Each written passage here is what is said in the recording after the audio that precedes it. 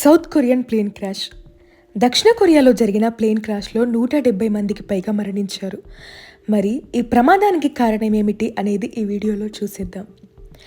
Jeju airlines 7C2216 థాయిలాండ్లోని Bangkok నుంచి south కొరియాకి బయలుదేరింది.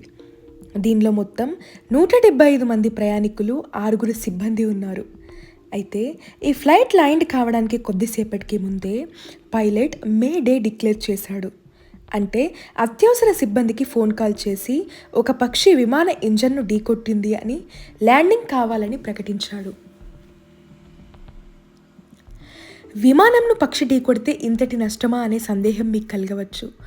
అసలు విమానంను పక్షి ఢీకొడితే ఏమవుతుంది? సాధారణంగా ప్లేన్ ఇంజన్స్ అనేవి బయటి వైపు ఉంటాయి. ఈ ఇంజన్స్ బయటి వైపు నుంచి వచ్చే గాలిని తీసుకొని అంతే వేగంతో తీసుకున్న ఎయిర్ని వదిలిపెడతాయి. ఒకవేళ ఏదైనా పక్షి ఈ ఇంజన్లో స్ట్రక్ అయినట్లయితే గాలి అనేది లోపలికి వెళ్ళక ఇంజన్ పనిచేయదు.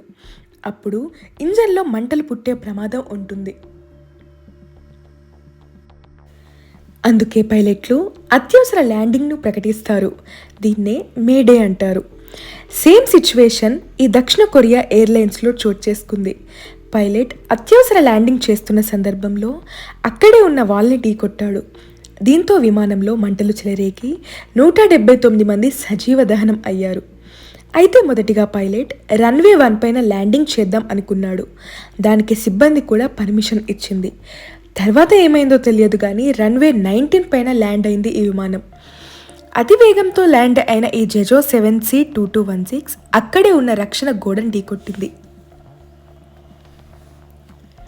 ఈ సంఘటనపై వైమానిక రంగ నిపుణుడు డేవిడ్ లియర్ మౌంట్ మాట్లాడుతూ, అక్కడ గోడ అనేది లేకపోతే కంచెన్ దాటుకొని విమానం సమీపంలోని పొలాల్లోకి వెళ్ళి ఆగేదన్నారు.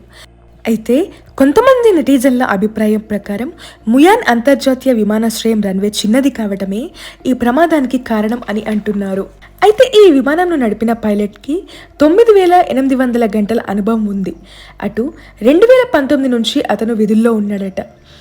ఈ ప్రమాదం జరగడానికి కొద్ది నిమిషాల ముందే ఒక ప్రయాణికుడు తన కుటుంబ సభ్యులకు ఫోన్ చేసి ఇంజన్లో పక్షి ఇరుక్కుంది అని, ల్యాండింగ్కు కొంత టైం పట్టవచ్చునని చెప్పాడట. అంతలోనే ఈ సంఘటన చోటు చేసుకోవడం దురదృష్టకరం. డిసెంబర్ నెలలో ఇన్ని ప్లేన్ క్రాషెస్ కావటం కూడా ఆసక్తికర విషయమే. ఈ సంవత్సరం మొత్తంలో 400 పైగా మంది విమాన ప్రమాదాల వల్లే మరణించారు.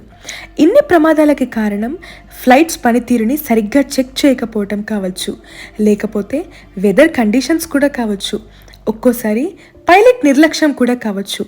ఏదైతేనేం ఫ్లైట్ జర్నీ కన్నా ట్రైన్ జర్నీయే బెటర్ అని నెటిజన్లు కామెంట్లు కూడా చేస్తున్నారు.